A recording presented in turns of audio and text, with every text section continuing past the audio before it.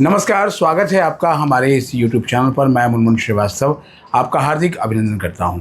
चलिए, आज सस्पेंस ख़त्म हुआ और बीते 2 वर्षों की तरह ही इस बार भी 13 मई को ही जो है वो आपको क्लास 12 का सीबीएसई का रिज़ल्ट देखने को मिला। लेकिन आज के रिज़ल्ट में बहुत ख़ास बातें हैं और एक चिंता का सबब भी है, उस पर बात करेंगे। पहले तो उन सभी उम्मीदवारों को बधाई जिन्होंने 12वीं की परीक्षा दी और 52 दिन लंबी चली इस परीक्षा के नतीजे आ गए। हालांकि ऑन स्क्रीन मार्किंग सिस्टम से जो है वो उम्मीद की जा रही थी कि अप्रैल महीने में ही रिज़ल्ट आ जाएं। इसको लेकर आपने देखा भी होगा कि सोशल मीडिया पर पूरा जो है वो वीडियोस की बाढ़ आ गई थी और लगातार लाइव सेशंस भी चल रहे थे कि रिज़ल्ट इस तारीख को आ रहा है। रिज़ल्ट कभी 30 अप्रैल को आ रहा था, कभी वो 10 मई की डेट थी। मतलब तमाम तरह के स्पेकुलेशंस थे।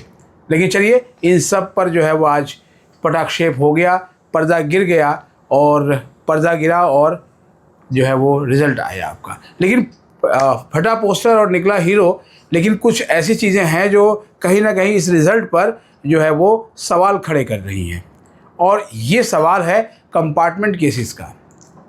जब आज जो प्रेस रिलीज़ सीबीएसई की तरफ से जो है वो आई, उसको जब एनालिसिस किया गया तो चौंकाने वाला आंकड़ा जो है वो सामने आया।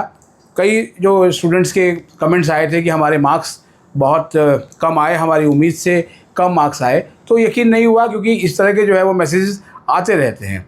लेकिन जब हमने कंपार्टमेंट केसेस देखे तो इसको देखकर जो है वो होश फाख्ता हो गए, क्योंकि कंपार्टमेंट केसेस में क्या होता है कि दिल्ली विश्वविद्यालय में सीयूटी से पहले जब पुरानी प्रक्रिया थी दाखिले की, तो उसमें जिस विषय में स्टूडेंट की कंपार्टमेंट आती थी उसमें 40 नंबर मान के और जो है वो एक एवरेज उसका परसेंटेज निकाल के उसकी कट ऑफ डिसाइड होती थी। लेकिन सीयूटी आने के बाद बाकायदा जो है वो दिल्ली विश्वविद्यालय के एडमिशन ब्रांच ने अपनी बुलेटिन में लिखा हुआ है कि कंपार्टमेंट वाले जो है वो एलिजिबल नहीं हैं।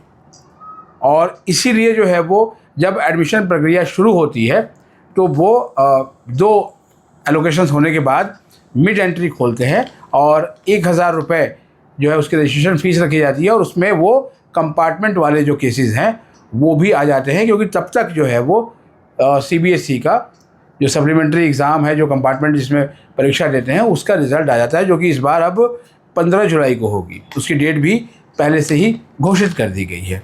तो ये एक चिंता बढ़ाता है। एक पेरेंट्स का फ़ोन आया, उन पेरेंट की बात मैं अभी सुन ही रहा था रास्ते में। उनका यही कहना था, सर इस बार तो कंपार्टमेंट के केसेस बहुत बढ़े हुए हैं। फिर एक एनालिसिस सुनिए कि ये क्या स्थिति है। मैं टॉप 10 सिटीज़ की बात करूँगा।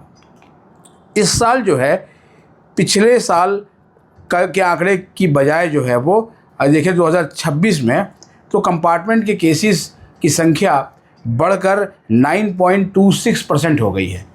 अब आप सोचेंगे कि पिछले साल कितनी थी, तो पिछले साल जो ये डाटा था वो 7.63% था, यानी कि 1,29,095 1,29,095 कैंडिडेट्स की जो है वो कंपार्टमेंट आई थी। कंपार्टमेंट का मतलब होता है कि 1 या 2 विषयों में जो है वो उनके अंक उस लेवल पे नहीं होते हैं जिससे कि उसको लोएस्ट ग्रेड डी दिया जा सके, जिससे कि वो पास हो। और 2026 में 1,63,800 1,63,800 यानी कि ये परसेंटेज बढ़ गया कंपार्टमेंट का। और दिल्ली का आंकड़ा तो वाकई में चौंकाने वाला है कि दिल्ली ईस्ट जोन में 10,224 कैंडिडेट्स की कंपार्टमेंट आई है, और प्रयागराज सबसे टॉप में रहा है। 20,841 जो कैंडिडेट्स की यहाँ पर कंपार्टमेंट आई है। नोएडा में 15,043, पटना में 13,368, देहरादून में 12,191, लखनऊ में 10,339, लुधियाना में 9,977, भोपाल में 9,412, भुवनेश्वर में 8,036 और अजमेर में 7,440, यानी कि इतने कैंडिडेट्स की जो है वो कंपार्टमेंट आई हुई है। यहाँ तक कि जो टॉप में जो स्टेट और जोन रहा है त्रिवेंद्रम, जहाँ की पास परसेंटेज जो है वो सबसे अधिक रही है सीबीएसई के 12वीं के रिज़ल्ट में, वहाँ भी 1,449 कैंडिडेट ऐसे हैं जिनकी कंपार्टमेंट आई हुई है, और उनको जुलाई में दोबारा परीक्षा देनी पड़ेगी अगर उन्हें अपना साल बचाना है। इसके अलावा जो 95% जो है वो से ऊपर लाने वालों की संख्या 17,113 है, और वो भी जो है वो बहुत ज़्यादा नहीं कही जाएगी। और रिज़ल्ट का जब पूरा एनालिसिस करते हैं तो उसमें जो जेंडर वाइज जो पास परसेंटेज का डाटा है वो भी जो है वो गिरावट की श्रेणी में है। और 2025 में गर्ल्स का जो रेशियो था पास परसेंटेज का वो था 91.64%। इस बार है 88.86%, यानी गिरावट हुई। बॉयज़ का पिछली बार यानी 2025 में 85.70 और अब 82.13% है, और यानी कि जो है वो बेशक गर्ल्स का जो रेशियो है पास होने का वो 6.73% ज़्यादा है बॉयज़ के मुकाबले, लेकिन जो परसेंटेज है वो कम हुआ है पास होने का। और जो ओवरऑल अगर हम जो है वो पास परसेंटेज को देखते हैं तो -3.19 है, यानी कि 3.19% का डिफरेंस है जो है वो पिछले साल के मुकाबले पास परसेंटेज में ओवरऑल। तो ये सारी बातें जो है वो कई सवाल खड़े करती हैं। कई कैंडिडेट से कहना है कि उनके मार्क्स कम आए हैं। पिछले साल भी अगर आपको याद होगा तो एक बहुत ज़्यादा ये फैला था कि भाई थर्ड पार्टी से जो है वो कराया गया है इवैल्यूएशन, तो इसलिए मार्क्स कम आए हैं। Controller CBSE controller of examination संयम भारद्वाज का जो है बाकायदा एक वीडियो भी जो है वो वायरल हुआ था।